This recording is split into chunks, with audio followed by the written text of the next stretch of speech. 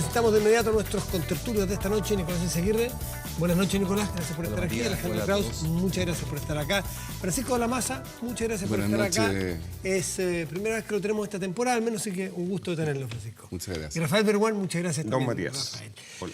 10%. El 10%, lo curioso es que aparece como yo he escuchado, o sea, no sé si he escuchado a alguien, ustedes me pueden ayudar, que diga que es una buena política. Sin embargo, hay razones para votar a favor o en contra. No es una buena política, sino son de otro tipo las razones.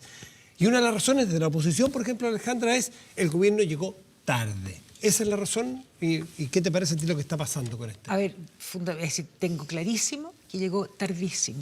El primer retiro se aprobó hace 4 meses. Hace 4 meses. Existió un espacio en que debieron haberse fortalecido las medidas adicionales, pero además no entró nunca el debate de la modificación del sistema de pensiones. Las indicaciones comprometidas nunca llegaron, nunca. La oposición en el mes de julio presentó su propuesta y ahí quedó. Entonces el espacio, el silencio político hizo que surgiera este segundo retiro. Y que, como tú muy bien dices, no es una política que se quisiera, sino que es una respuesta a la necesidad urgente que de verdad, por razones probablemente distintas en magnitud, las personas necesitan en relación al primer retiro. Lo que es curioso es que sea idéntica. 10% igual, sin medir quién hoy día quién tiene un empleo y antes no tenía en el primer 10%, a quién le ha ido mejor, es decir... Porque yo creo que la universalidad y la eficiencia en la respuesta de poder acceder sin tantos obstáculos, requisitos de acceso, fue lo que permitió que la ciudadanía en menos de un mes tuviera liquidez. Rafael de Uruguay. Pero yo creo que son cosas bien distintas. A mí la historia me encanta, pero creo que la discusión sobre el primer 10%, en cierta forma, estoy haciendo una caricatura, es un poquito de historia y no estoy con esto desmereciendo, estamos en el medio no de una crisis económica, estamos en el medio de una crisis humanitaria. Así que yo no voy a minimizar los problemas que están viviendo millones de personas en Chile.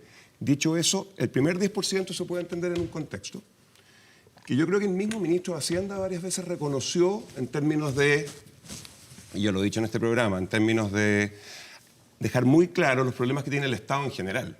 No es solo un problema de este gobierno para llegar pronto y bien a los que más lo necesitan. Pero después de ese primer 10%, lo que está pasando hoy día es un cuento completamente distinto, que está relacionado con eso, por lo que probablemente muchos en el Congreso ven es algo que es popular y que puede tener réditos a puertas de varias elecciones positivos. Entonces preguntarse, Matías, por qué un segundo 10% ahora si ni siquiera vio alguna evaluación del primero, tampoco del segundo, saber que ver lo que está pasando ahora en términos de qué porcentaje del oficialismo está votando a favor, aprovecharse que esta es una medida que, a pesar de la crisis humanitaria, insisto, si hubiésemos estado creciendo el 7%, la gente igual habría querido sacar su 10%. Por algo estos sistemas son obligatorios en todas partes del mundo. Entonces se están conjugando muchas cosas. Pero al final del día, yo creo que lo que está pasando con este segundo 10% es simplemente resultado de la irresponsabilidad de parlamentarios que están pensando en sí mismos y no en lo público. Y con una línea más, la última. Porque por lo demás, si vamos a hacer un esfuerzo por tratar de buscar una buena herramienta para llegar bien a la gente que más lo necesita, hay caminos que podemos empezar a negociar y trabajar en conjunto, oficialismo y oposición, parlamentarios y gobierno. Y ese esfuerzo no se ha hecho, por lo tanto esto tiene un objetivo completamente distinto. Nicolás, el segundo y después viene aparentemente el tercero y unos dicen que en una de esas el cuarto 10%. Tú que has estado diseñando, aplicando, discutiendo y negociando políticas de este tipo, ¿cómo lo ves? A ver, como yo creo que ya se ha dicho bastante sobre el 10%, a mí me gustaría ir un peldaño más abajo, que es qué es lo que nos está pasando. ¿Por qué?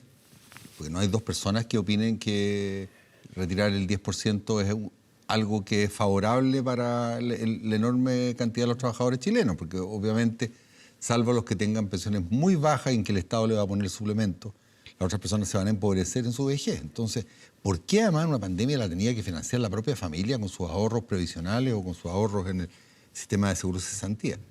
Entonces, yo me acuerdo cuando estaba en el Fondo Monetario Internacional, era uno de los que lo dirigía, muchos me preguntaban, mis colegas, bueno, ¿y qué hace Chile que no tiene desborde populista?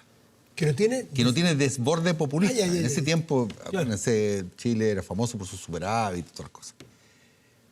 Y conveníamos que mirando la historia de los países, lo que deriva entre un país responsable que logra construir consenso y uno que se desgrana es súper sutil.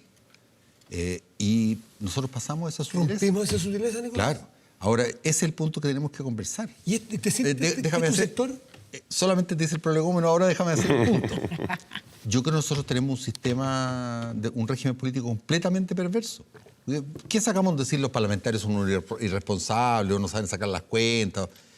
Y lo dijo el propio exministro, hoy senador Alvarado. Cuando los gobiernos están en su última etapa, los parlamentarios que son elegidos individualmente, a diferencia de todos los países europeos que son elegidos o en listas, o en Alemania hay una combinación entre voto individual y voto de lista.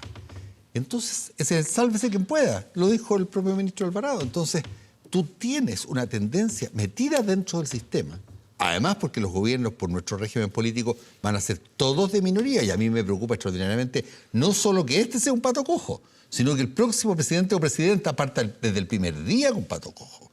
Porque está escrito que con un sistema de múltiples partidos y con 2 vueltas electorales, el presidente que asuma va a tener minoría en el Congreso. Y a la primera de cuentas en que se ponga poco popular, se le van a comenzar a desbordar. Entonces tenemos que reflexionar sobre que hemos llegado a un sistema que está caótico.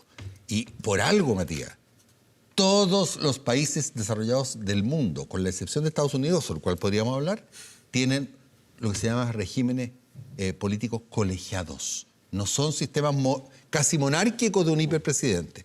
Tenemos un problema de diseño absoluto y esto es una expresión de eso. Es una gran oportunidad lo que viene, un proceso Por supuesto, constituyente para reflexionar sobre eso. Francisco de la Maza, ¿tú qué opinas sobre este estado de la política con un segundo 10% que a nadie le gusta, pero que va a ser aplicado y va a ganar? Bueno, a ver, sin duda que esta es una mezcla entre necesidad, por una parte, y populismo. ¿Ah? La necesidad está clara, estamos viviendo desde hace muchos meses una pandemia a nivel mundial, de la cual probablemente ninguno de nosotros, por supuesto, ha vivido. La última fue hace como 100 años, yo vi unas fotografías con algunos caballeros paseando por la Alameda con máscara también, creo que fue la gripe española. Sí, sí. Y obviamente que hay áreas muy afectadas, la gastronomía, desde luego, el turismo, la construcción, La cultura. la cultura, desde luego, todo el tema cultural está en un deterioro gigantesco. Y por lo tanto, efectivamente hay un grupo de sociedad que necesita y que está muy afectado. Y las políticas focalizadas tampoco le llegan, porque efectivamente hoy día tenemos políticas sociales de asignación muy focalizada y en una sociedad que ya no es la de hace 40 años donde había una extrema pobreza o pobreza muy, muy clara, muy definida. Hoy día hay un sector medio muy amplio y a mí me ha tocado ver que gente que le ha llegado ayuda del gobierno, pero el vecino al lado que tiene prácticamente lo mismo, que probablemente tiene un auto más viejo, no sé, o tiene menos familia, no le llega. Entonces, también ahí tenemos un tema que hay que estudiar, no solo el tema de los regímenes, como dice Nicolás. Y por otro lado, obviamente que hay un populismo desorbitado de la clase política, y comparto plenamente lo que dices tú, que aquí está, sálvese quien pueda, el primer 10% fue aprobado con una minoría de votos o un número de votos muy al límite, incluso no cumplía ni con los 2/3, y después de la segunda votación del primer 10%, se sumó 90%. un número de parlamentarios que se dieron cuenta después de que escucharon probablemente las voces del pueblo, la gente, sus votantes, y eso está pasando hoy día, que es lamentable porque obviamente no es una buena política pública, pero así estamos hoy día en un proceso que desde mi punto de vista es una oportunidad para cambiar todo eso, que es con este proceso constitucional, constituyente que vamos a empezar a vivir. Pero ahora. ustedes- Oye, perdona. ¿no? Rafa y Alejandra. Rafa, Sí, no, yo solo Alejandra. quería agregar un pelo más a la sopa y es lo que tú justo dijiste ahora al final. Y es que a mí me preocupa incluso más que ahora viene el proceso constituyente. Yo al menos pongo mucha esperanza en que como resultado de esto de verdad Chile se haga súper fortalecido institucionalmente, súper fortalecido en términos de compromiso de la ciudadanía con el país, de recuperar cosas que se han perdido en el último tiempo, etcétera. Y yo siento que la manera como está actuando el Congreso tiene el peligro de que si no cambia rápidamente puede terminar poniéndole un pie encima a ese proceso. de alguna manera es deshonesto con este proceso que, por lo demás, se va a dar no solo a través de, ojalá, porque yo voté apruebo, redactar una nueva constitución, pero la gente votó 80% que fuera sin participación del Congreso. Entonces, tener un Congreso escribiendo una constitución en paralelo me parece súper peligroso para ese proceso. Y eso puede ser dañino para los próximos años para adelante. Alejandro. ¿Puedo, Es decir, Alejandra, antes de que, sí. que la primera pasada hice mucha economía política, pero no dije nada de economía? Muy cortito. También, y perdonen los de al frente, este gobierno ha sido tardío y con la mano excesivamente apretada, sin entender los tiempos, sin entender los símbolos. Mira, salió hace 2 semanas el informe del Fondo Monetario Internacional. Incluso el ministro Briones hace que no es falso lo que dice, pero es incompleto. La columna de ayer, dice. Porque en los hechos, fíjate que Perú, Bolivia y Brasil, que son países mucho más frágiles que nosotros, hicieron un paquete económico fiscal más grande que el de Chile. Pero cuando tú comparas a Chile con los países del mundo que tienen el mismo riesgo país, o sea, que tienen ese acceso, Que tiene espacio.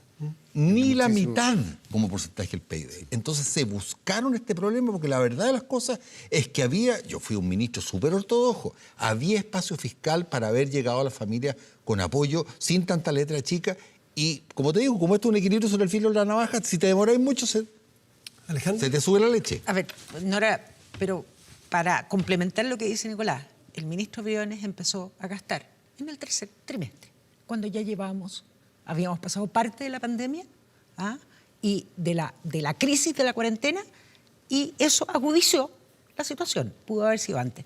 No, pero yo quería recoger un poco lo que señalaba Francisco, Pancho. Yo creo que no es solo populismo. Yo creo que la votación de parte de la derecha que se suma en este segundo retiro es la falta de liderazgo y concretamente del presidente de la República. Cuando se tienen liderazgos fuertes en una coalición, como en las características que es nuestro país y cómo se mueven los conglomerados políticos, sucede que cada uno se resuelve su propia historia y no entiende la profundidad de lo que significa tomar una u otra decisión. Y yo creo que eso es decir, puede tener sesgos de populismo sin duda, pero el mayor problema que nosotros tenemos es la falta de liderazgo del presidente Piñera. Interesante el punto de Alejandro. Estamos a 15 de noviembre, donde le preguntábamos recién a los un invitados a un año de cuando el presidente Piñera eligió el camino A versus el B, o el B versus el A, que era agudizar o profundizar las excepciones constitucionales cuando estaba la escoba, y optó por este camino constitucional que, entre otras cosas, produjo el plebiscito hace un par de semanas. ¿Cómo evalúan ustedes el liderazgo del presidente Piñera en una administración particularmente difícil e inesperadamente difícil? Nadie sabía al principio que iba a pasar lo que pasó. Yo creo que efectivamente lo que vivió el país el 25 de octubre fue algo que nadie se lo esperaba en ese minuto y en la dimensión que pasó. El 18. 18. El 18, sí, efectivamente. El 18. El 25 del 80-20. Efectivamente. El 18 de octubre, estoy refiriendo al año 2019. En la dimensión tanto en violencia como en magnitud. En magnitud, te diría yo que fue una cosa, probablemente un reclamo cruzado de muchas razones, de muchas voluntades, de muchos pensamientos respecto de la injusticia. Se sumaron todas las cosas que de alguna manera la gente quiso expresar en esa movilización. Pero si a eso le sumamos la violencia, una violencia que puso en jaque y prácticamente en jaque mate al gobierno, lo tuvo a poco de no poder terminar, hizo la salida a través del Parlamento, qué duda cabe, y le traspasó el liderazgo al Parlamento.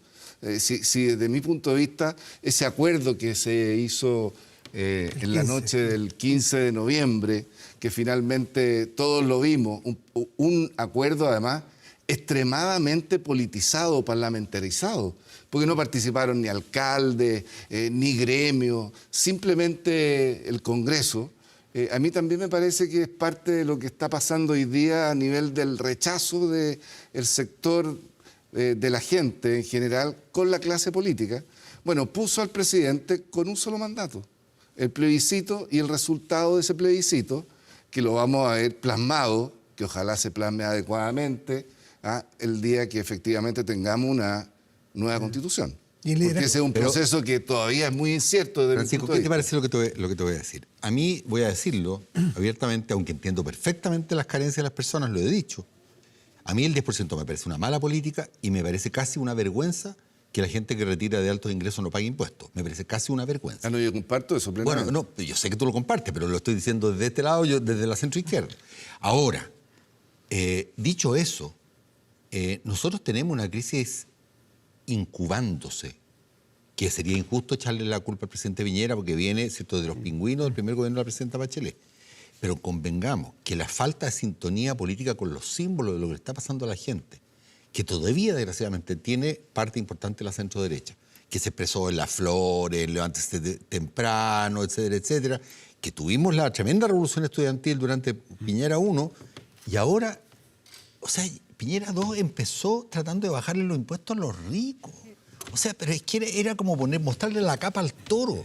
Entonces, realmente yo espero que a partir de la Convención Constituyente, etcétera, etcétera, comencemos a encontrar una centro derecha. Fíjate tú que en Alemania, Matías, que venían con el problema del nazismo, que fue el completo fracaso de la República de Weimar, el sector de la centro derecha alemana, el sector social cristiano, apostó por una sociedad de bienestar. Y en ese momento von Hayek era el neoliberal por excelencia y la derecha alemana no se compró ese modelo. Y mira cómo están hoy día.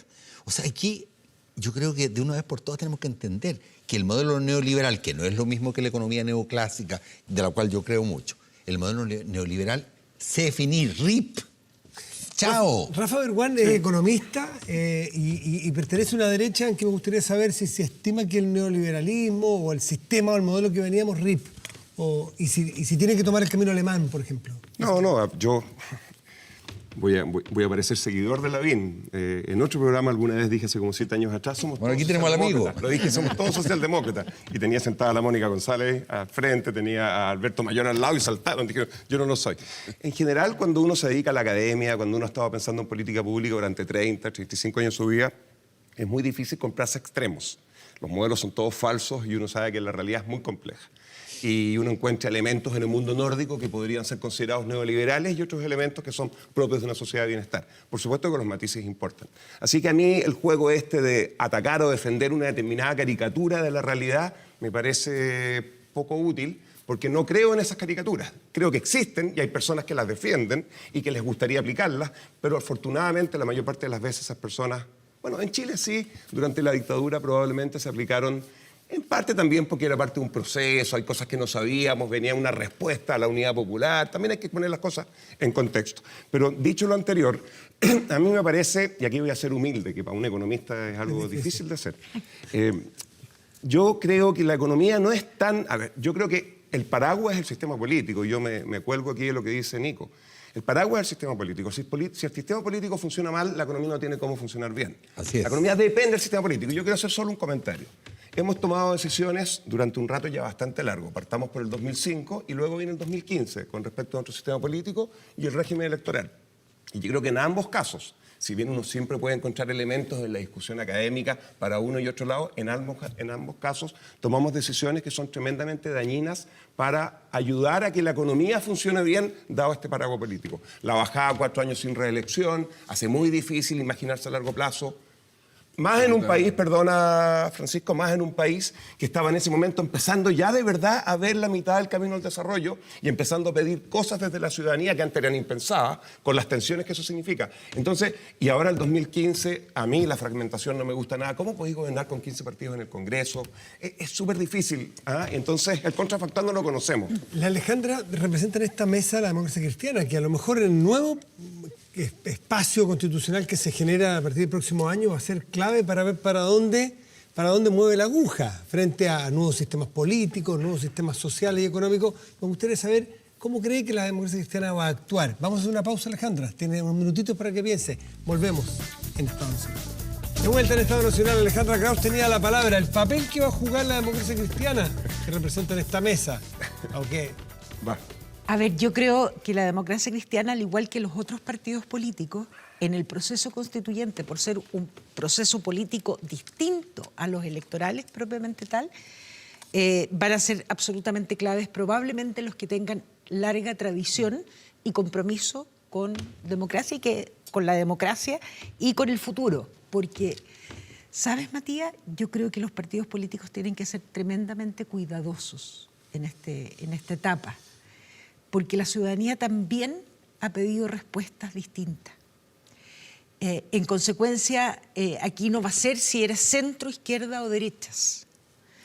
El proceso constituyente va a transitar hacia respuestas sobre el régimen de gobierno, que en ese régimen de gobierno, catálogo de derechos, cada una de las temáticas esenciales, las instituciones que requieren o no requieren revisión, pero que van a ser muy, muy enriquecidas por expertos. Y yo quiero, porque me ha tocado participar, cómo están los técnicos constitucionalistas, gremios, trabajadores, movimientos sociales y organizaciones, por ejemplo, feministas, en un diálogo actual para enriquecer y darle contenido real. Pero podemos tener una enciclopedia de principios técnicos enriquecidos por los más expertos. Con el 10% es un buen ejemplo para saber si es que a alguien le interesa abrir el catálogo de las recomendaciones técnicas.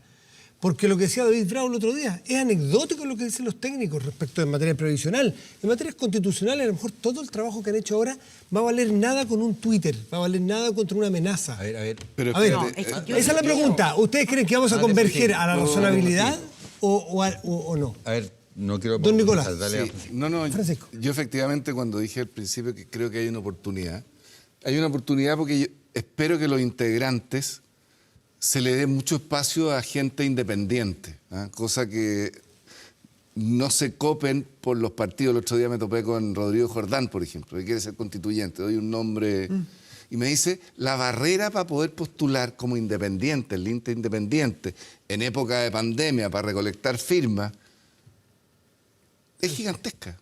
Entonces, yo creo que hay que tener cuidado con eso. Yo creo que hay que legislar hoy día, hay un espacio corto, pero para que efectivamente personas que estén interesadas, que puedan salir elegidas, porque cualquiera no sale elegido, se abran estas oportunidades de poder constituir este proceso con personas que efectivamente tengan menos agenda política y podamos lograr una masa de 2/3 que efectivamente conduzca Pero, y piense en el Francisco, Chile por los próximos 40 años. Nicolás tenía la palabra, luego Rafa. me quiero poner en otro momento temporal, estando de acuerdo con lo que dice Francisco, que es al fin del periodo, la nueva Constitución. La verdad es que la nueva Constitución no es que le van a querer poner colgajo y todo eso, pero no es ciencia atómica.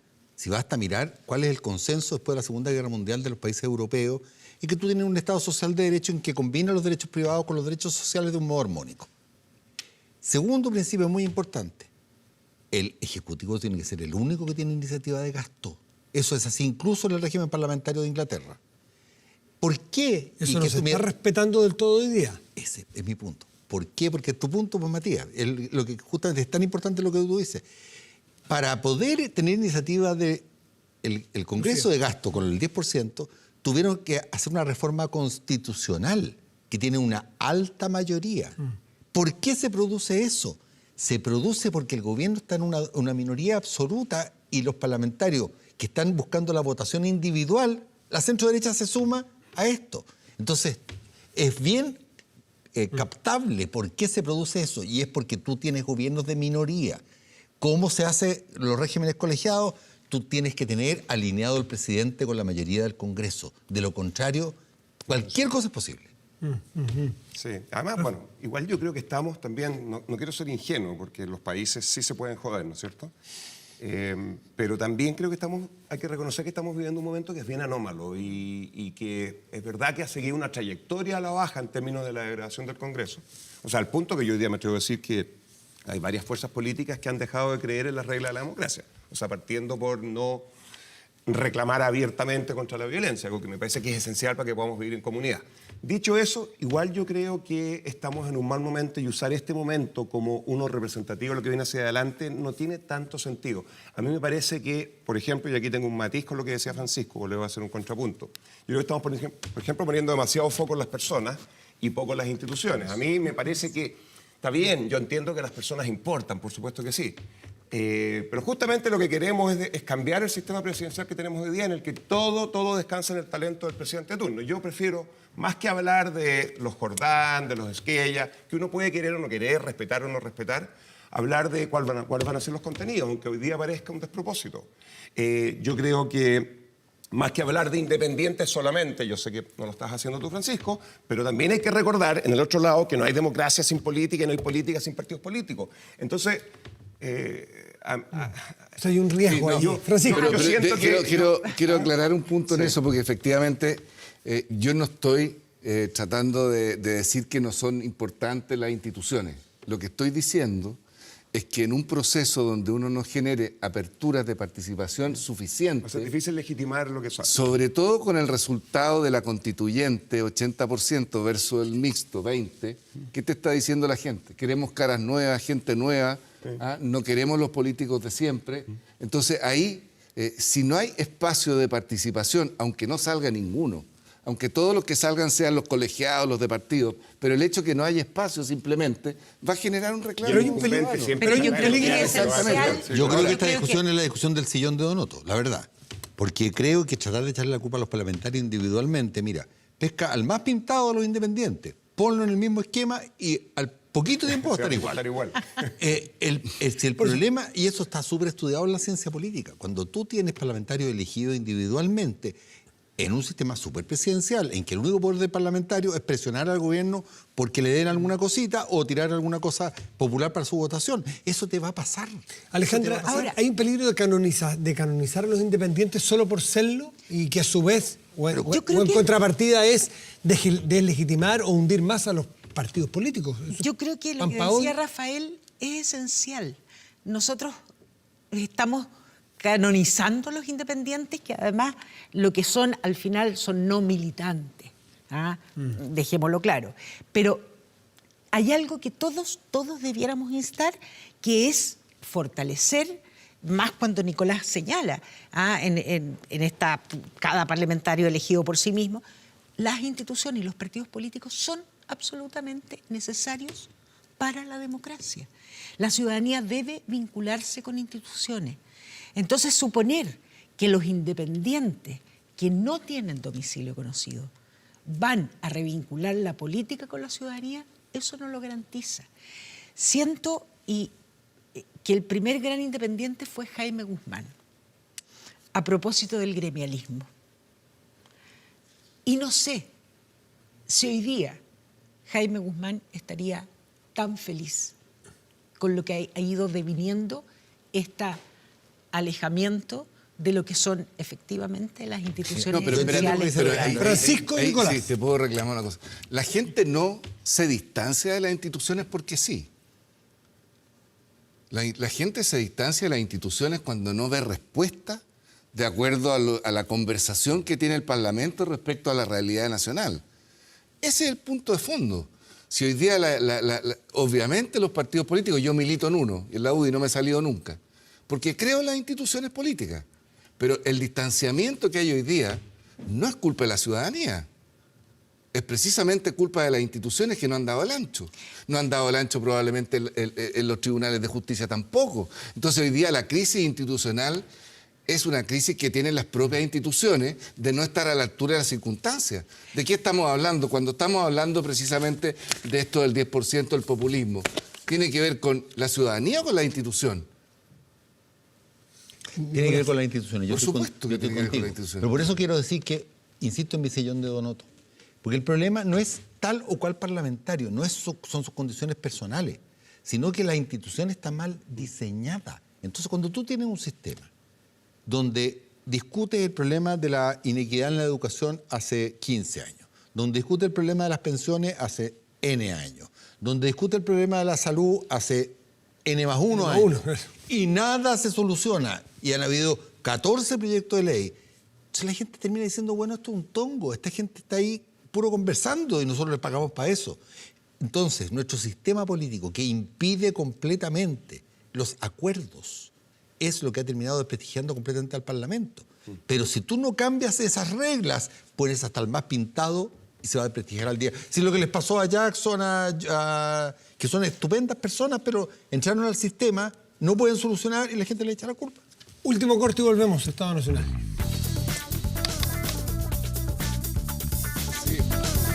Estamos de vuelta y para despedir a nuestros invitados que han hecho un estupendo debate, súper interesante, así que les agradecemos a ustedes, Nicolás, Alejandra, Rafa y Francisco, muchísimas gracias y les agradecemos por la preferencia de sintonía como cada domingo. Hasta la próxima semana, que les vaya muy bien, buena semana, chao.